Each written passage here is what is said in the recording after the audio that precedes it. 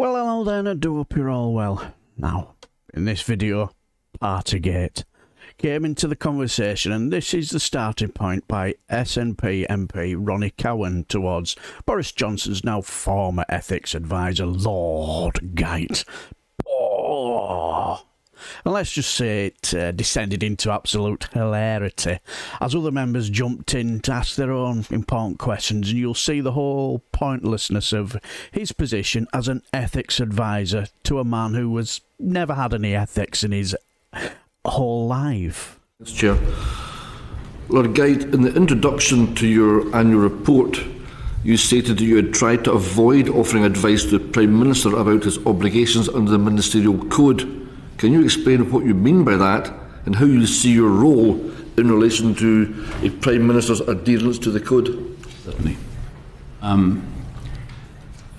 I used in my preface a formulation, I'm sure the committee doesn't want me to read it back into the record, but it was essentially to point to the difficulty that would arise if the independent advisor was, in this case, offering the Prime Minister advice about the Prime Minister's obligations under his own ministerial code. And if the Prime Minister were to decline that advice, didn't believe that there was a case to answer, then we would find ourselves in a position where the Prime Minister self-evidently would have the confidence would have been lost between the Prime Minister and the independent advisor. Would that not be a private conversation between yourself and the Prime Minister? Is your job as the independent advisor not to advise the Prime Minister independently?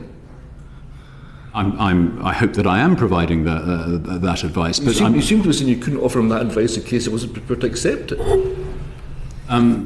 My preference, and this is in the climate where the ministerial code has had to reflect and keep in scope the behaviour of the conduct of a Prime Minister, and just as a matter of fact, for my year as independent advisor, the Prime Minister has been in potential scope of the code itself. You'll see from... What does that mean? What do you mean by that?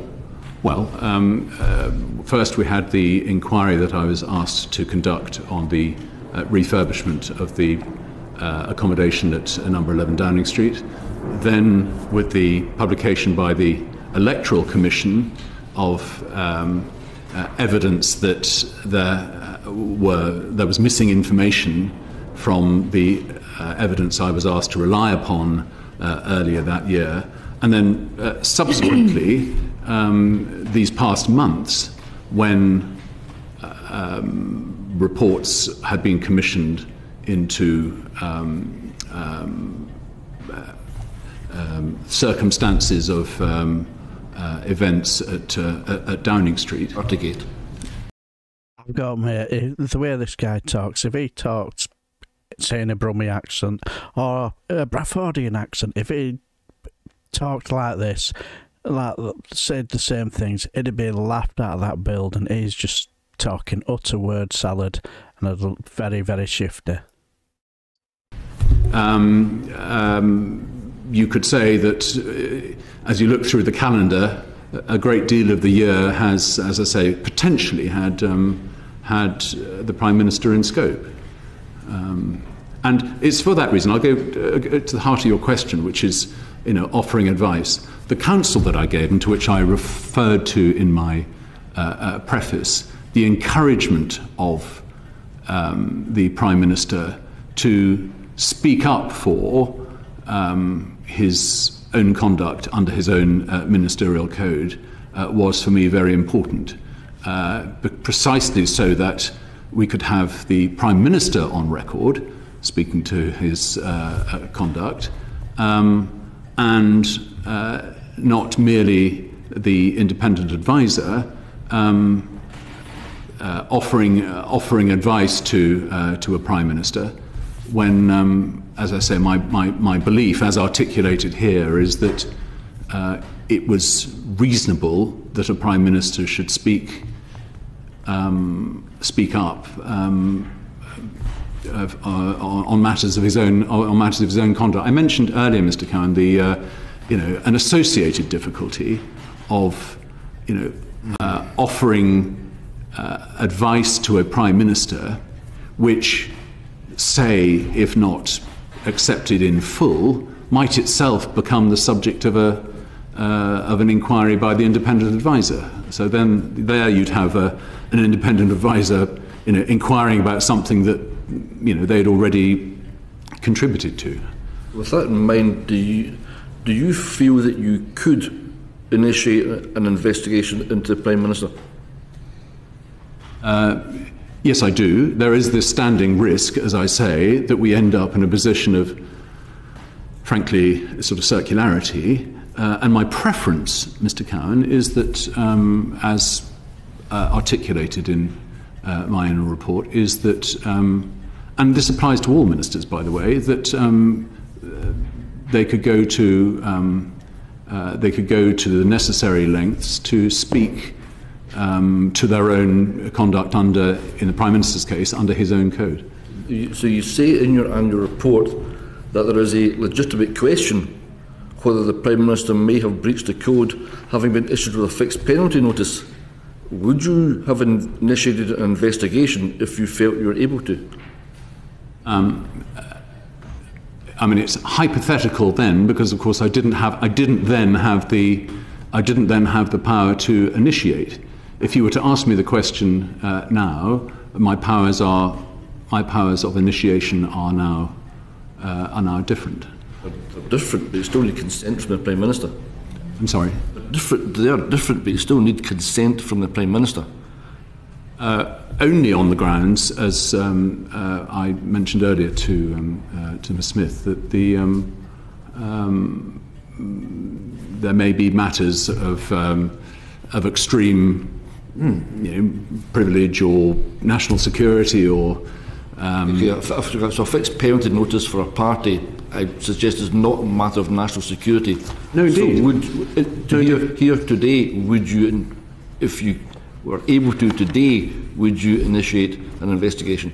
Well, I certainly have the power to do so.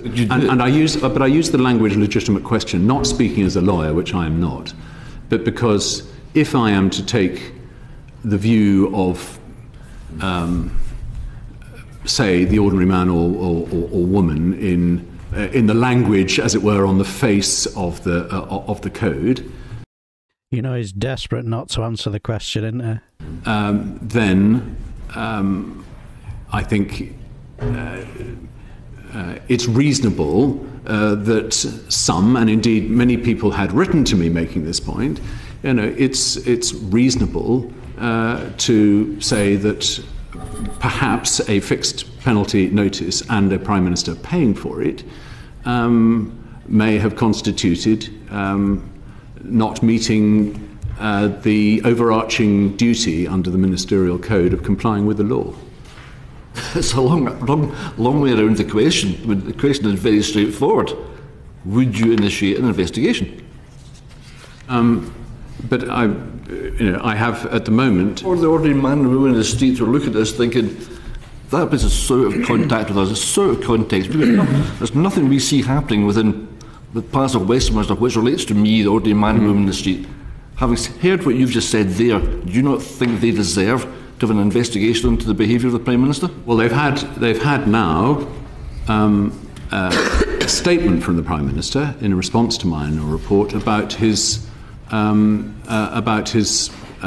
he sees it, as he's asserted, his obligations under the ministerial code relating to the fixed penalty notice.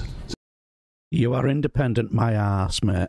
So that is in the, as you know, the letter that he wrote on the 31st of May. But we then heard that you'd do it all again. There was no regrets, you'd do it all again. So just press. Alan, if I may, Lord Geidt, it's a little bit odd, isn't it, that you have a revision of the code, enhanced powers given to you, that if they were in place when, topical matters came to light, such as a fixed penalty notice, would result in you being able to initiate an investigation. I mean, is it odd? Is it a matter of timing? You know, what do you put it down to? Sorry, why I have suddenly come into this new power, as it were, why after the event and the ability of you to do anything under the previous iteration of the code? It's a bit odd. Well, I'm glad that I've now got the new power, and to your and Mr. Cowen's question, I'm not going to be restrained from using it where necessary. But I did. My powers were less clear in the previous period. John MacDonald's coming. Even under the old powers, you still had the opportunity to raise the matter with the Prime Minister, yes, to request initiation of an inquiry. Absolutely. Did you? And that is precisely what my standing advice had been since both first the Cabinet Secretaries and then Sue Gray's report was initiated, and then subsequently when the Metropolitan Police. So the standing position there was to make sure that there was a publicly articulated position by the Prime Minister. He should use the opportunities that were available to him to put that into the public square. That's somewhat asking the Prime Minister to make a form of a statement is different from you asking the Prime Minister to undertake a formal investigation. Did you ask him to enable you to perform your role to initiate an investigation? No, I didn't, and I'm able to offer advice on the basis of other inquiries. So I have, if you separate those into two discrete activities, I can initiate an investigation, but I can also give advice on the basis of inquiries that are already underway. So, for example, the Cabinet Secretary's, subsequently the Sue Gray report, was a body of information that I could then draw from in offering advice to the Prime Minister. But to avoid your involvement, any Prime Minister can instigate another inquiry at their whim on that basis. The authority that I have relates to the investigations now, and particularly now that I can initiate myself. Look at that face. To me, that tells me something. He's scared witless of the Prime Minister. It is just a wet blanket, and there's nothing about him. He's just allowed a Prime Minister, a lying charlatan, to just walk all over him and do whatever the hell he likes. Mr. Cowen, have you finished? Of course. You touched on Sue Gray's report there. What is your opinion of the appropriateness of the Cabinet Secretary and then Sue Gray conducting an inquiry into the breaches of COVID regulations at Downing Street when it would appear to sit squarely within your remit? The inquiries did not begin with them being squarely in my remit, because they were initiated without any appreciating of ministerial involvement. So the inquiries were initiated because the conduct of special advisors and officials was in scope, and that was the nature of the inquiry that was commissioned. As I just said to Mr. MacDonald, I mean, I am not held back from offering advice on the basis of other people's inquiry, and clearly the Sue Gray report was in the business of getting to the bottom of everything, which in course included reference to ministers, and it was for that reason that the advice that the Standing Council I'd given to advisors began the moment it became apparent that a ministerial involvement was at issue. And so, although the Metropolitan Police Inquiry did not provide a body of evidence that I could consider, the Sue Gray report clearly was getting into all areas which, as I say, as time went on, included reference to ministers. Sorry for giggling there, but I'm sure I've just heard that taxi for our bodge in the distance. So in light of that evidence, do you think that draws a line under it, or would you then go back and revisit that? All I could do was to cause the Prime Minister to speak to his own conduct, and you'll see in the letter that he wrote to me on the 31st of May that he has spoken for himself and for the Chancellor of the Exchequer, and that, as I say, now is a matter of, is now passed into the record. Thank you. John Stevenson. Well, the two things that I found fascinating was his long-winded answer towards Ronnie Cowen's question of, would you have initiated an investigation into the parties in Downing Street? And that long pause after John McDonnell had finished with his they'll win remark. Absolutely, the silence was deafening, wasn't it? That was very telling, wasn't it? But anyway, what do you guys think? Right, I shall leave the video here. Until the next time, I shall bid you farewell and take care.